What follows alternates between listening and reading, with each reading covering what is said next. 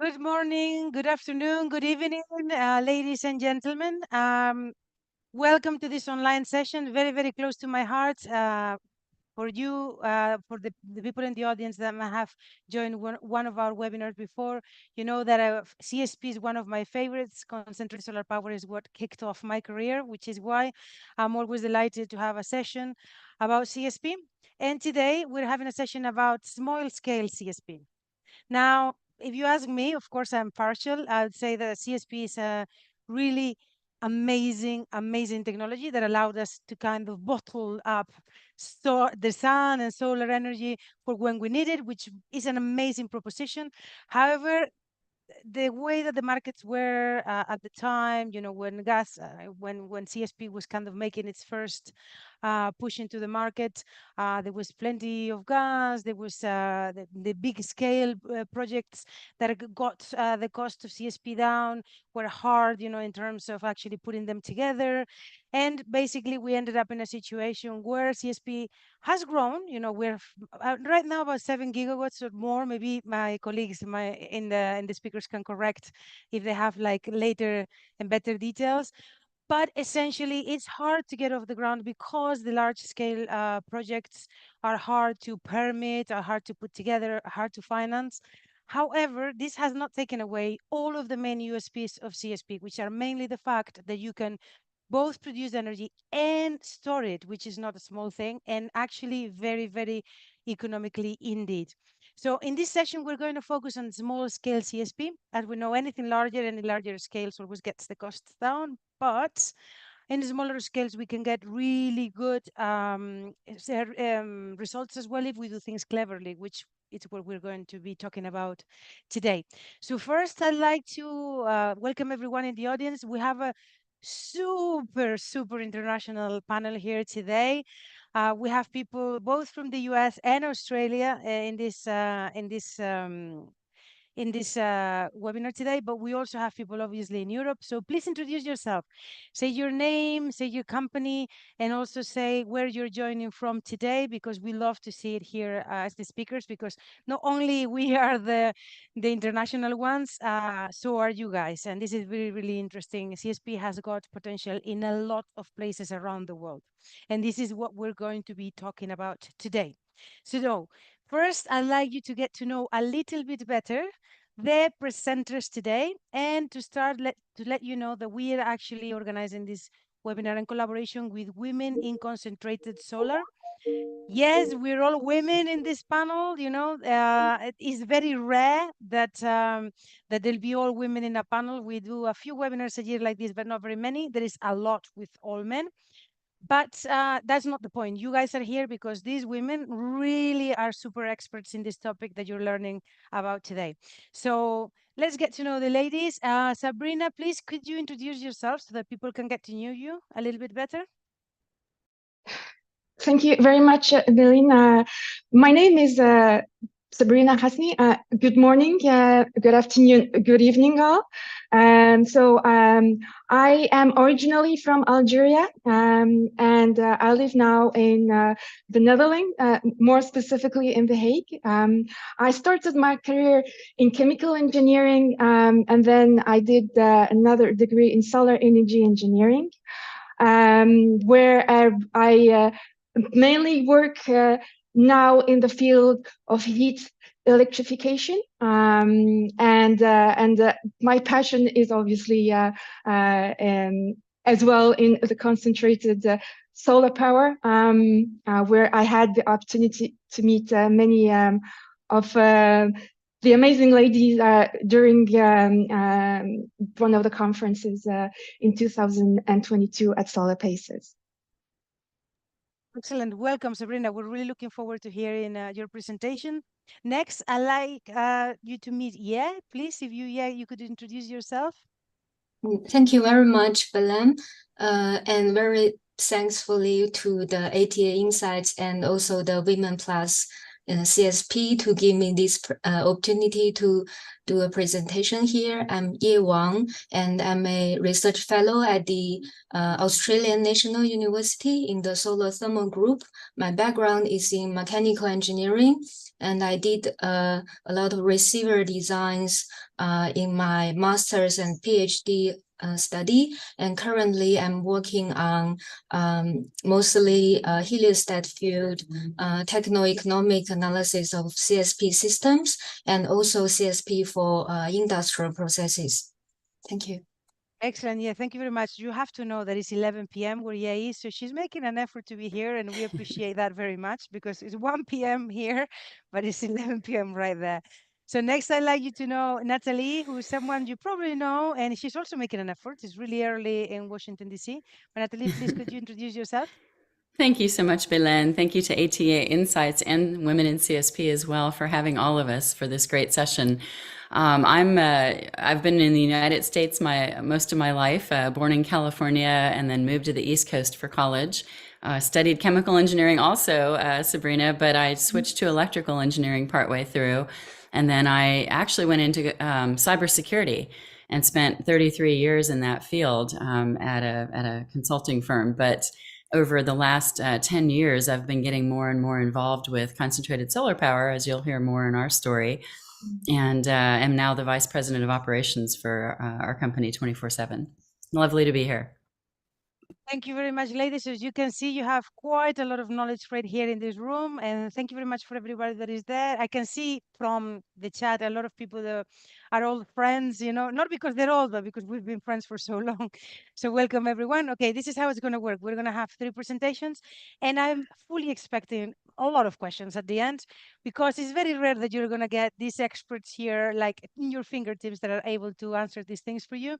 And also because, you know, I know a lot of people here are really CSP fans, and I'm sure there is some technical considerations they like answered. So presentations will do Sabrina, Ye, and Natalie. I'm going to ask you guys that to send your questions, please you use the Q&A box at the bottom, okay? And just one more thing, we're recording this session, so you'll be able to watch it again, and we'll have the materials sent to you, okay? So without further ado, I'd like for Sabrina, actually Lucia is going to share your presentation from the tech deck so that you can deliver your presentation, and we'll take it from there. So Lucia, go right ahead. Here we go. Great. Go ahead, Sabrina. Thank you very much, Vileen, and thanks, Lucia, for helping me out today with the presentation. I will start first this webinar introducing the subject of small-scale CSP. It's something, that is a lot of interest for me and for many of us that is in our group that I will introduce a bit further. I wanted, before I would enter the subject, to mention that for every story there is a beginning. And the beginning of women in concentrated solar started at the Solar Paces conference in Albuquerque in 2022, where the idea of creating a group of women in CSP did start, and that was by Alina, which was, I think, a brilliant idea. And what I'm showing here in the slides are the active members that do a lot of work behind the scene, very dedicated to bring CSP to be known, and they come from diverse backgrounds and sectors from all over the world. So feel free, if you want to join us, you can contact us in LinkedIn, and there are also other means such as with Instagram as well. With that said, I wanted to first introduce the subject of CSP, but before that, and probably, if you go to the next slide, Lucia. So this I have already done. So yes, in this slide, what I wanted us to understand, and I think that many of you might be already familiar, is to understand the needs of energy in many communities in remote areas. What is really surprising that even in 2020, about 10% of the population in the world does not have access to energy as a basic need. And that was from the World Bank report. And these are the numbers that you see on the slide, but what is also good to mention is that most of this population lives in region in sub-Saharan Africa, in Latin America, or in India, where radiation levels show a promising opportunity for small-scale CSP. If we go to the next slide, please, Lucia. For those not familiar with concentrated solar power, and I'm pretty sure that Ye and Natalie will dive even more into the subject. What I just wanted to show here is the principle of the concentrated solar power. There are few types of concentrated solar power systems that are already in use. And what I'm showing here is the example of a parabolic trough, where the principle consists in having a set of mirrors that would concentrate the sunlight into a receiver, where the energy is being transferred into a heat medium, and that heat can be used either to generate electricity directly or be stored for later use. What we need to understand is when we speak about large scale, this would be in the order of 100 megawatts, whilst with the small scale, it's more something in the region of 100 kilowatts up to 2 megawatt that can be built into modules and be added on if we need more capacity. I would like to move now into the next slide, please, Lucia. Great. In this slide, really, I wanted to show what is the potential of small-scale CSP. In terms of the technology impact, the small-scale CSP does have the potential for various applications, such as heating or the cooling, such as the air conditioning, for power generation or desalination. It is as well more efficient than the larger CSP, mainly because of the smaller scale and of the towers, and also there is less water being consumed. We can use, for example, air for the cooling. And socially, the small scale CSP promotes energy independence by building resilience to any disruption in the network. It provides educational opportunities by fostering local expertise and as well the social equity in marginalized communities by bringing the energy to them at the same level as in the urban areas. Economically, it creates local job opportunities, and at the same time, it would allow the sourcing of the components and the assembly of these components locally. And as when we might know, in these remote areas, bringing electricity would cost even more than bringing it to, for example, to the urban area. So the cost of electricity generated by small-scale CSP can be actually competitive with the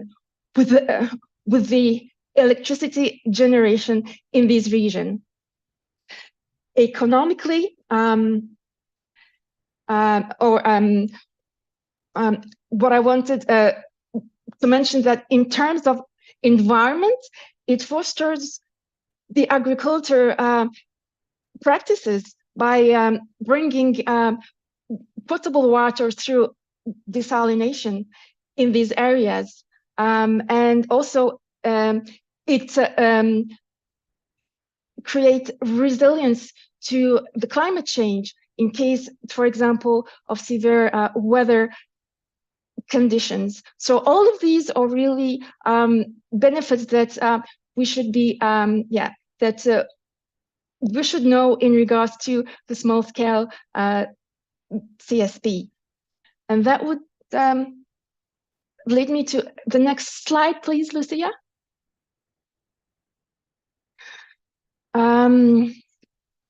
What I wanted to mention here is that there are a combination of financial incentives, supportive policy frameworks, and increased research and development fundings and knowledge sharing initiatives that all of this would help to reduce the cost of the small-scale CSP, and as well to accelerate the adoption of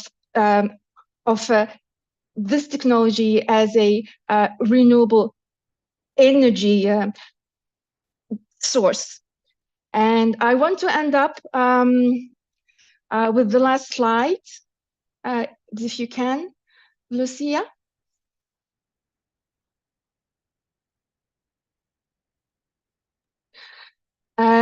So after mentioning the impact and the benefit of the small-scale CSP, what I want to show in the slides are the examples that show how is the variety of the projects that we can make in relation with the small-scale CSP.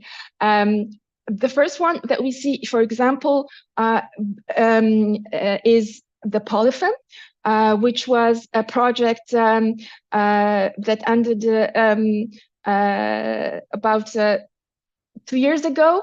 But the aim of that project was to generate electricity in a way that we can sell it to a flexible market. And that is the case, for example, in Europe. The second one, which is also one other application of the small scale CSP, is to use it for the heat generation, as is the case here for this brewery in Spain. And then there are also the two plus projects that I'm showing here, where the CSP was used mainly for the generation of the power and desalination. So this, I hope, was this overview of the benefits of the small-scale CSP, and I'm really looking forward to the speeches of Ye and of Natalie. Thank you very much. Thank you very much, Sabrina, for that introductory presentation about all of the possibilities that small-scale CSP has and all of the projects, actually, has very interesting projects around the world. Let us continue to the next presentation. Yeah, if you don't mind sharing your presentation and also taking the mute of your microphone. And for the people in the audience, do not be shy. Send your questions. Remember to send it through the Q&A box so that we can manage them properly rather than in the chat that get a little bit lost, okay? Okay, yeah, go right ahead. Thank you, Belen. Screen is sharing, okay? Yes, it's sharing okay, and we can hear you perfect. So go right ahead. Nice. Thank you very much. And also thank Sabrina's presentation. I think she has covered a lot of example projects for small-scale CSP. And in this presentation, I will present a more general overview of small-scale CSP systems. And I will start by introducing the concentrated solar power systems, especially for those less familiar with this technology. Then I will focus on small-scale CSP systems, discussing existing plants and their general features. A typical CSP plant consists of a solar collector, focusing solar energy onto a receiver, which then transforms this concentrated sunlight into heat for a working fluid. This fluid drives a turbine to generate electricity, and the excess heat is stored for use during non-sunny periods. There are 4 primary types of solar concentrators: linear Fresnel and parabolic trough systems, which offers lower concentration ratio and operate at lower temperatures; and central receiver systems and parabolic dish systems, which provide higher concentration ratios due to their 2-axis tracking and they working at higher temperatures. And this figure illustrates the global CSP power capacity under construction in 2019, highlighting the market dominance of parabolic trough and central towers technologies. And more trough plants are being built and designed, and the total power capacity of the tower system is around twice that of the power capacity of the troughs. And it's also worth noting that the average power capacity per plant for trough and tower system is around 89 and 207 megawatt, respectively. Basically, the implementations are all in large-scale scenarios. But why not small-scale CSP systems? There are still some barriers, like low awareness, unattractive payback periods. And although there are many CSP testing facilities in small scales, the initial estimate is huge. The figures here didn't list all of them. There are many testing facilities. They are just some examples. But nevertheless, there are lots of good features about small-scale CSP systems, which is the focus we are talking today. Small-scale CSP system typically under 1 megawatt or 2 megawatt and are well suited for off-grid applications and also very efficiently serve various industrial processes. And before jumping into the details, let's take a glance at the comparison between CSP with PV and wind systems. And since 2010, CSP costs have reduced around 67%. And a crucial aspect of recent CSP projects is their integration with thermal storage, making them more competitive, which I will talk more in the next slide. The second point here is that PV and wind systems are modular. Their price was reduced by massive production when the technology is relatively mature, but not yet CSP. It still have a big variety in CSP design. It is a common sense that customized products are more expensive. Likewise, standardization of CSP components could further lower cost, enhancing its competitiveness. For small-scale CSP, we did a techno-economic analysis using a dish concentrators, 2-tank molten salt storage, and a supercritical CO2 power block. And we compared the levelized cost of electricity with a PV battery system. I might need to firstly explain what is capacity factor. It is a ratio between the actual electricity generated by the system to the system nameplate annual production. And 100% capacity factor means the electricity generation is continuous throughout the year. So as you can see, despite the lower cost of PV panels, when storage is required for continuous electricity, CSP becomes a more competitive option. And on this slide, keep talking about small scale. A small scale system is actually more efficient. This is due to the physics of heliostat field.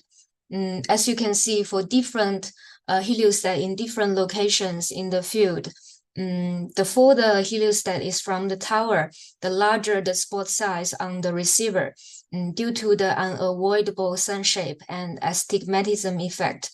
Thus, closer heliostats lead to higher concentration ratios and higher efficiencies. And a study from NREL also shows that smaller power rating results in increased system efficiency. Consider the example of Basa solar system. The smaller field is more efficient than the big heliostat field. It effectively reduced the reflector area and leading to significant savings in capital and operational expenditures. Its design also allows for unlimited scalability. Bus Solar is also currently constructing a new 30 megawatt commercial plant in South Australia. And there are more examples. I think Natalie will talk more on this topic later. And focus on industrial applications, small-scale CSP systems are particularly advantageous. Higher working temperatures and concentration ratios enable smaller optimal system scale, as you can see. And there is also a huge need for industrial process, and much of it at high temperatures. And in regions like Pilbara in Australia, with plentiful solar resources, our study have shown that modular CSP is the most effective renewable option for higher temperature industrial process heat. Here are some examples. Heliogen has innovatively used smart small heliostats and cavity receivers to generate heat exceed 1000 degrees C. And they are exploring applications like centric particle receivers for high temperature heat supply, aiming to decarbonize industrial processes. Another example worth mentioning is the big dish. Dishes are the most efficient CSP systems among all the other types, requiring significantly less space and providing high efficiency compared to designs like Schaeffler dishes. Despite their limited commercial use globally, companies like Sunrise CSP are actively constructing dish systems, including the India MSA dish. It is the same design as the original ANU big dish for off-grid applications. And these initiatives are part of a broader strategy to achieve carbon neutral in the MSA region with 5 years. As a brief summary, small-scale CSP systems offering a promising solution for off-grid and industrial applications due to their efficiencies, and which often surpasses that of larger-scale systems. And their modular design not only saves CapEx and OpEx, but also poses no limitation in terms of scalability. The integration of thermal storage with CSP enhances its competitiveness against the PV and wind systems.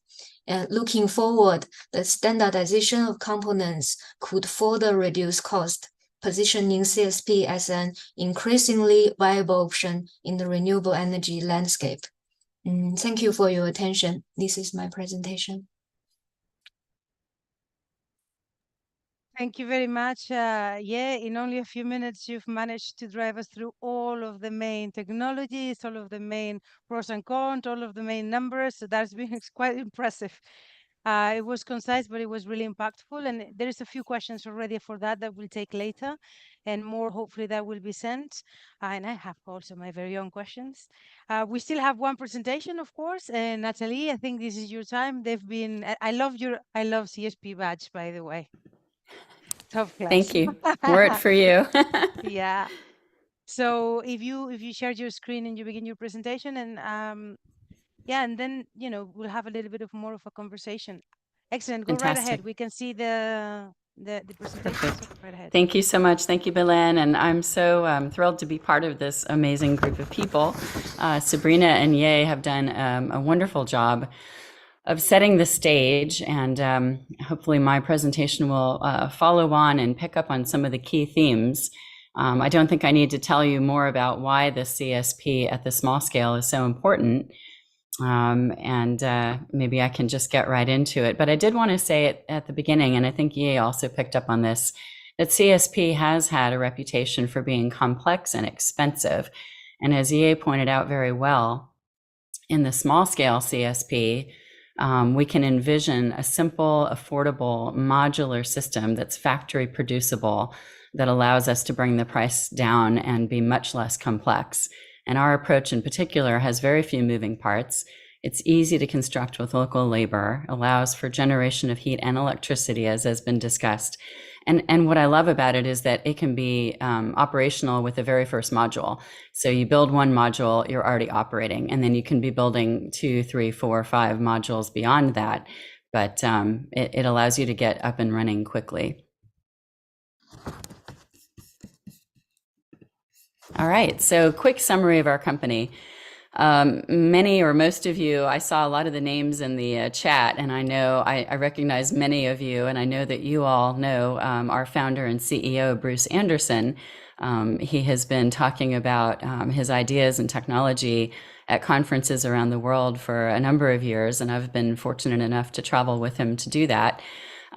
He's a graduate of MIT with engineering and architecture degrees. Again, most of you know he's been an entrepreneur in solar energy for a long time. This particular company, 24/7 Solar, he founded this to commercialize technology that he developed. Pieces of this was developed with David Gordon Wilson, a professor at MIT, long ago, and DOE helped to fund some of that early technology. But it has come a long way, and those of you who haven't heard about this lately, you will hear more today. We have a lot of global development partners. Listed at the bottom are our key partners. We've architected an overall integrated system. We've modeled and tested our key proprietary subsystems that I'll talk about. And we've identified and sourced additional subsystems like heliostats that are widely available. Our CEO and global sales team, and I'll show you more about where we are around the world, are contributing to a large pipeline of sales across multiple continents and multiple use cases that I'll talk about. We also have over 30 patents worldwide, both issued and pending. So I feel like I don't need to explain this as much now that you've heard from Sabrina and Ye, but I do want to tell you a little bit more.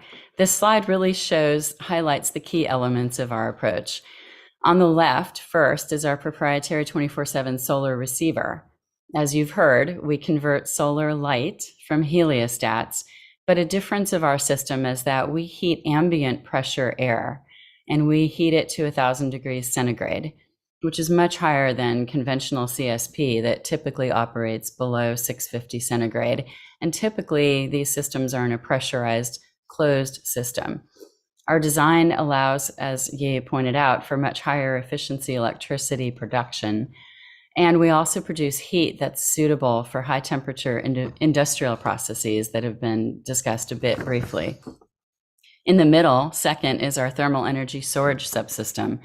It stores heat. And again, there was a question in the chat about this already, about what is the best way to store this heat. For us, it's inexpensive, abundant materials like ordinary sand or iron slag, which is a waste product associated with steel production, in very simple containers. These materials don't carry operational and environmental issues that have been associated with molten salt storage, and they don't degrade over time.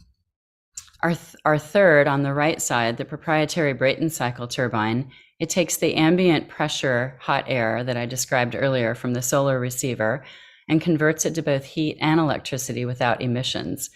It also can be used in our thermal storage system. We've used it to convert the stored heat back to electricity without combustion.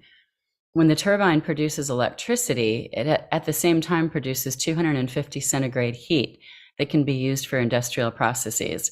So in the smaller scale examples where you're in a rural situation, it might be for drying crops, and some of the other examples that Sabrina talked about. In other situations where you have larger industrial operations, the heat can be used for those as well. This turbine does not require any water to operate. So it's not a steam turbine, which is part of what was described earlier. This is a hot air Brayton cycle turbine. It's a distinct advantage because where CSP is popular and a good application is in situations where it's very sunny, and typically these areas are hot, dry much of the year, and water is really a precious commodity in these regions. So how it works together, I'm going to show you right away. This is the way that our system goes together, and it is integrated into originally this module is a 400 kilowatt commercial 24/7 solar plant. This particular module has been purchased recently by India's largest utility, and it's for them to avoid emissions from coal plants. It'll be built this calendar year. And you've seen from both Sabrina and Ye similar small scale CSP designs, but again, the different technologies for the receiver, the turbines, and the storage, in our case, from what you might have seen. So I don't think I need to repeat this, but I will briefly show you that on the left, you've got your sun tracking mirrors, of course, with the smart software, smart control software. It works together to ensure that the mirrors are delivering optimum light to the proprietary receiver that's on top of the tower. So this is one of the tower systems that Ye pointed out in her slides. That basically heats that ambient pressure hot air, 1,000 degrees centigrade. And then in the tower are ducting and blowers and dampers that are used to channel that hot air to both the thermal storage and to the turbine. The plant can be assembled by local workers. So this is to the point that has been brought up earlier today, that it's really important in these regions to be able to use local workers and have local content. They can install and connect the subsystems, including the field of commercially available heliostats, thermal storage subassemblies, proprietary receiver and turbine subassemblies, and the locally sourced materials of the tower assembly that includes the ducting and blowers. As we've said earlier, all of these parts can be factory produced, which will bring the prices down. They can be assembled at the site as a single module initially so that you're operating immediately with 400 kilowatt power, or you can scale this as a farm of 10 or dozens of modules to produce both electricity and heat around the clock at any required capacity. An important consideration that I just really want to make is that every piece of this plant can be mass produced in the factory, which allows for the price to drop dramatically as megawatts are installed around the globe. And I think Ye presented that very well in her presentation. So very briefly, I want to go over a few case studies, use cases, I should say, that are what our customers around the globe are telling us are important to them for at least the small scale CSP. So in this particular case, we're referring to this as a carbon-free green economic development zone, or specifically rural communities that don't have access necessarily to the grid, or the power is very expensive where they are. So many of these underserved regions do in fact have ample sunlight that is appropriate for CSP. And the modular nature of the system allows us to build in stages, as I mentioned. So as the communities grow, the power generation can grow to scale to accommodate their needs. So we can provide, as I mentioned, both electricity and heat needed for industrial development. And this allows also for substantial job creation locally. Just as another point about the turbines, we don't know anyone else that's not using the steam turbines. And the challenge with the steam turbines is that they're very large. They require a lot of maintenance, a lot of water, of course, and they don't lend themselves easily to modular development. In a second case, for the mining industry, while we have a lot of interest from mines in general, the mining sector is under incredible pressure to ensure that the energy transition is done in a sustainable manner. So mining for these transition materials for the clean energy transition are being required to use clean sources of power. Otherwise, mining clean minerals for green mining doesn't really make sense unless you're also using clean power. CSP can help these existing mines in remote locations in particular reduce dependence on diesel gensets, which are very expensive and dirty, and on natural gas. In the third use case, green hydrogen, this is the holy grail to replace fossil fuels in sectors where fossil fuels are hard to abate, like industry and transportation. But hydrogen is only green if it's produced using clean energy. CSP can provide both the electricity and the heat necessary to power what we think of as the most efficient of the hydrogen electrolyzers, which are called solid oxide electrolyzers. And in this particular case, this electrolyzer benefits from having both the electricity and the heat. And then in the final use case that I'll present today, nearly 2/3 of industrial energy consumption is used to produce heat for industrial processes. Almost all of this is currently supplied using fossil fuels, as you well know. CSP can provide both clean process heat and electricity. The heat can be provided at almost any temperature. And again, for our system, we can go to 1,000 degrees centigrade. It's something that PV and wind alone cannot do. So briefly illustrated here is just meant to show you the demand around the globe that we see, and this is just for our system, and you've seen many other examples of systems today. Around the globe, there's high demand for concentrated solar power, and especially of the kind that's small scale, modular, factory producible, creates economic stability for communities that are not easily connected to the grid or where it's too expensive. So we are really excited about this, and these represent places where we are in conversations through our global sales team in various stages of discussion. And again, our first plant being built in India this year will be a 400 kilowatt system. Thank you very much. I will turn it back over and I welcome questions. Thank you very much, Natalie, to give us so much detail into what you guys are doing. It's really exciting. Congratulations on this plant in India. And all of the work that I think that you're doing, developing these conversations, is helping all of the sector, because it's really important, that we get the message across that all of this can be done with solar. So thank you.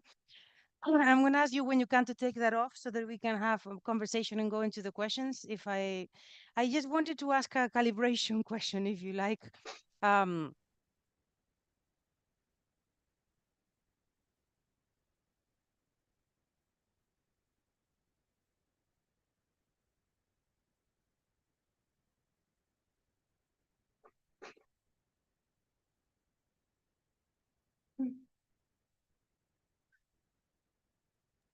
Belen, you're muted. All right, so there you go. So this happens to everyone. Sorry about that. I kept talking. So I wanted to ask you guys a bit of a calibration question. What is small scale? When we say small scale, what do we mean? Does it go kilowatts? Can it get into the watts? Can it get into the into the megawatts? What do we call? Because this is a very important question. And more importantly, Ye spoke about the good things that we can get out of the small scale. like what it would be the, sort of an optimal size, or what are optimal sizes? So let's do this first, and then we'll go into the questions, because there is a lot of questions, just to make sure. I tell you, I am in a microgrids group, consortia doing microgrids across Africa, and half of our discussions is, are we microgrids or are we mini grids? Because apparently there is difference, although it's not clear what, right? So let's talk about what's a small scale CSP. Who wants to start? Sabrina, since you were... Yes, so maybe I'll have just to start based on what I've read, but I'm pretty sure that Ye and Natalie will add on. But for me, it depends on the needs that we have. I think the good thing about small scale CSP is that we can customize it. So if we need only 50 kilowatt for a particular application, we might just install that capacity and then build up from there. The range that I've seen were anywhere from 50, 80 to about 2 megawatts. But I'm pretty sure that Ye or Natalie would also add more information into this. Yeah, I don't really differentiate small scale so much, because as you saw from our approach, we're starting at a 400 kilowatt module, and it can be scaled. I saw a message in the Q&A that says, what's the largest capacity? And I don't know if that question was for us, but really there's no limit. I mean, we have been in conversations with customers around the world that want, hundreds of megawatts or gigawatts, and our system can scale to that. You just build more and more modules. But small scale, I mean, I thought that Ye had an interesting, description of it being, maybe 50 to 80 kilowatts all the way up to 2 megawatts. I mean, that seems reasonable to me, but for us, there's no limit. Up to 2 megawatts then, yeah. I think it's a good question and discussion. In terms the definition of small scale on my slides, I saw from a literature that he given a review of all the small scale systems, and he defined it as, say, lower than 1 megawatt electric system as a smaller scale. But actually there doesn't have really harsh boundary, which one is small, which one is big, but just relatively. And in terms of which one is the best scale to which one is the best modular design scale. So I think it depends on the working temperature and the type of the concentrating system, like whether it's trough or dish, they're totally different. And what kind of temperature range, whether it's working at 200 degrees C or 800 degrees C or even higher 1000 degrees C, there have specific optimal scale for each application, I think. Excellent. Thank you very much for clarifying. So it's pretty wide from what I can see, but of course, like someone that is looking at hundreds of megawatts, very common in hydrogen, that we consider 5 megas for an electrolyzer tiny. Even though, don't get me wrong, the projects that are going on right now are like, those are like on the larger side. But just to make an idea. Okay, shall we go with the questions that we have there, since they've been sent and we have 8 open? So Juan Ignacio, old friend. Hi, Juan Ignacio, and Bruce is also there. So hi, Bruce, too. I'd like to, he asks, which storage system would be recommended for small-scale CSP? You've already kind of answered that, Natalie, but if you want, because you've mentioned this question, but if you want to add anything, and yeah, and Sabrina to help as well.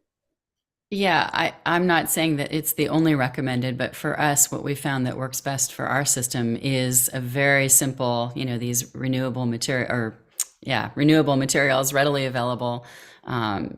You can do more complicated things like ceramics, but iron, slag, and simple sand, certainly are serving us well. And what I love about that is that they'll last a long time, decades. They don't degrade. They don't have negative environmental impact, easy to recycle when you're done if you ever need to disassemble a plant. So there are a lot of advantages that we see to that. Yeah, Sabrina? Just adding into this, it also depend on the application and on the temperature levels. For example, if we need heat at certain temperature, which is low, below 150 degrees C, we can use a simple system such as with hot water. For example, with the pollution that was with the thermal oil.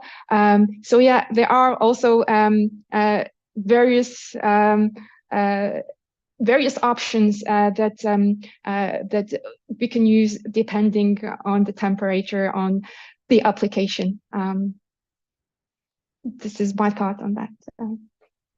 I don't know. Yeah, you want to add something? Yeah, go ahead. Yeah, I also agree. And in addition to that, I think the heat transfer medium is also another factor to consider in addition to working temperature and applications. Because, for example, the working fluid in the receiver, and while, for example, if it's molten salt directly, you would maybe just use molten salt tank as storage. And if the heat transfer medium is particle, you can just use particle storage tank. But for example, if the working fluid is air or helium, some gas, maybe you can consider a packed bed storage. So different heat transfer media in the receiver also should consider the integration with the storage. Excellent. Here is a question from Ahmed that is interesting. He says, you mentioned that small-scale CSP plants can be also designed for producing heat energy for industrial processes. What is the difference between this concept and CSH, which is something that we've worked as well? So concentrated heat, concentrated solar heat. It would essentially be the same, right? Or very similar.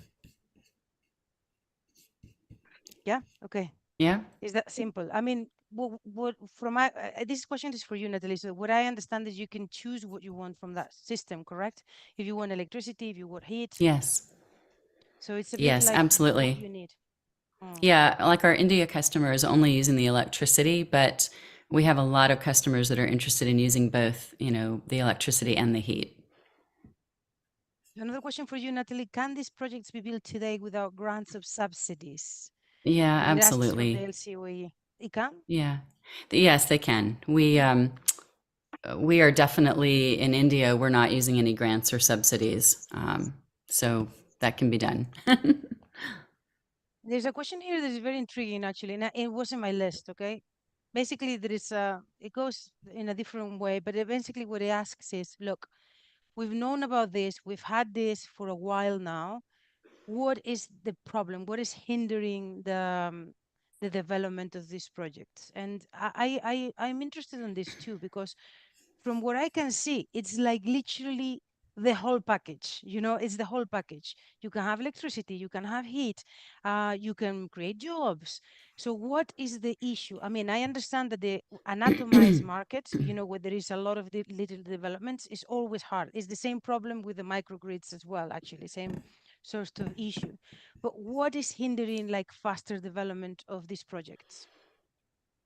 Well, I can't answer it for everybody, but for our particular project, the obvious hindrance has been for us the need to raise the capital for us to, finalize development, to be able to go into cost sharing situations with customers for some of the pilot plants. So we needed to raise a very large amount of money over the years. And as many of you out there know, the market has been unstable. There have been good years and bad years for raising funding. So we have, with the sale of this particular project in India, we do have the funding to build it, and we're very excited about that. But it has taken a while. It does take a while. I think it's easier if you've got the money. Sabrina, do you want to add anything to that? No, what I think is that what Natalie mentioned is indeed correct sometimes, and this was also being shown by Ye in her presentation. The cost can be one of the hurdles, especially in collecting the funds, but it's more to understand what are the real benefits, for example, in comparison with the PV. And I think this is where the CSP can make a big difference in terms of delivering all the heat and the capability of the storage as well. Yeah, there is two questions for you. One of them, I think you're typing, says between 100 kilowatts PV plant and 100 kilowatt CSP plant, which requires larger space, and how they compare in terms of capex. I think you were writing an answer, but perhaps you can just.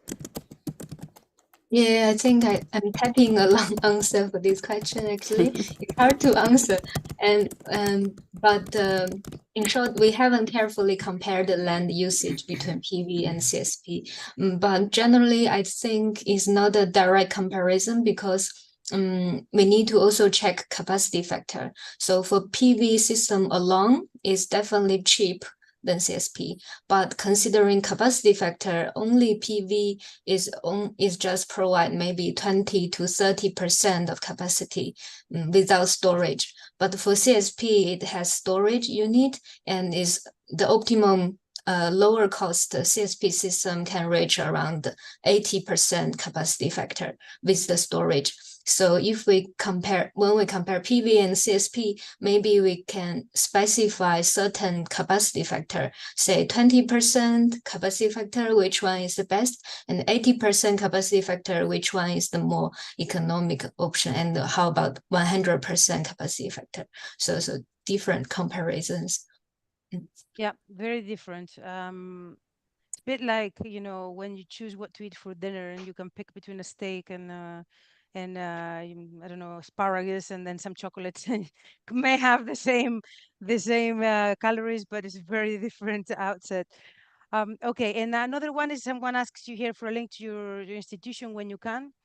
And Natalie, there's a question that you've already answered, but there's one here that says, how did you get your panels washed and how long do they last? I saw that. Yeah. Well, the heliostats come from third-party suppliers, first of all. So, you know, in terms of how long do they last, do they resist harsh conditions, all of that, you know, has to come with some of the guarantees and all of that from the supplier. But in terms of how they're washed, you know, we anticipate in these small scale deployments them to be washed basically by hand using local labor, which is part of the building up of economic, you know, security and jobs for the local community. You know, I imagine when you start getting into multi-megawatts or gigawatts, you know, you're looking more at the machines that do the cleaning that we've seen obviously over the years with large scale CSP.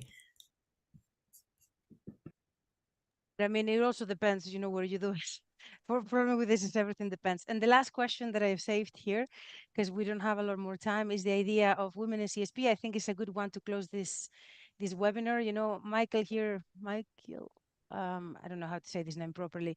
It says loves the idea of women in CSP and you know, what can we learn from women in CSP? So Sabrina, I'm gonna open it with you, and then you know, Natalie and yeah, you can add in here, I think.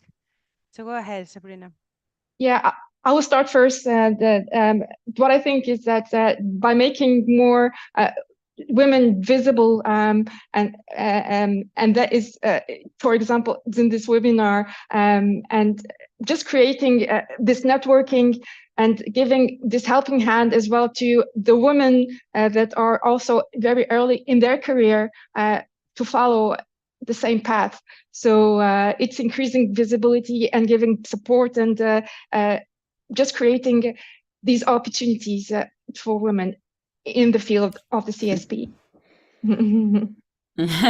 Sabrina, well said. And I do want to give Belen another, you know, very big applause for all that she's done to ensure that women in CSP have a voice, are visible. She puts together her panels with this in mind. And I think that's what conference organizers need to do.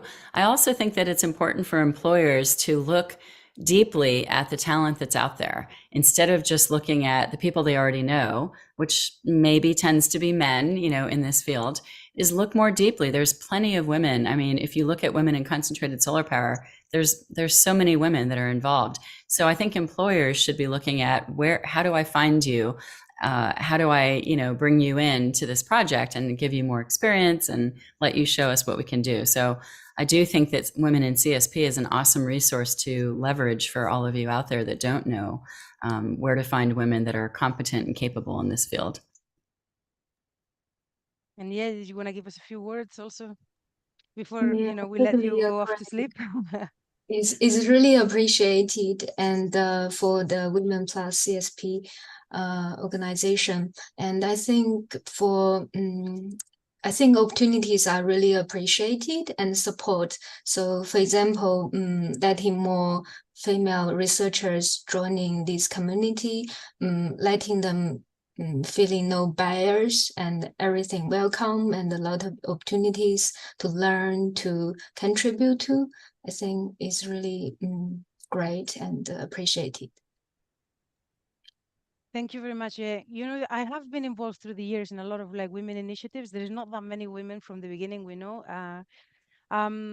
And recently I was in an event in Turkey for geothermal. The geothermal girls in Turkey are very well organized. And they did this sort of gender workshop. And there was this man that kind of realized that we were in the middle of the workshop. He stood up and went like, oh no, what am I doing in the women workshop? And I'm like, well, you probably have something to learn. And he's like, yeah, but it's full of women. And like, yeah, that's how a woman feels every day in their job. It's surrounded by men. And he sat down and said like, that's a good point. And he stayed, and I think that's a little bit what I would say, like, what I've seen through the years is that it's great when, you guys realize that sometimes there might be just one woman in the whole floor, and that we need a little bit more diversity. But all the help through the years, because I think that we've had certainly a lot of help also. It's not only to say like the parts where went bad. There is not that many women in CSP, but there has been a lot of support when there have been there. At least I've had, and Natalie, I'm sure you've had as well. And I hope Sabrina and you have enjoyed the same. So thank you very much. We will keep doing things like this. I do make an effort to try and get women to all of the stuff that I do. So thank you, Natalie, for being there. Thank you, thank you, Sabrina. Thank you for thinking of us when doing these webinars. And we'll do more, because this is a matter of time. CSP is going to have its time because it is simply just such a great solution. So all of the work that we're doing, we're going to see increase attention, I think, over the next 3-4 years. So our job is certainly very important. Thank you very much and see you next time. Thank you. Take care. Thank you all. Bye.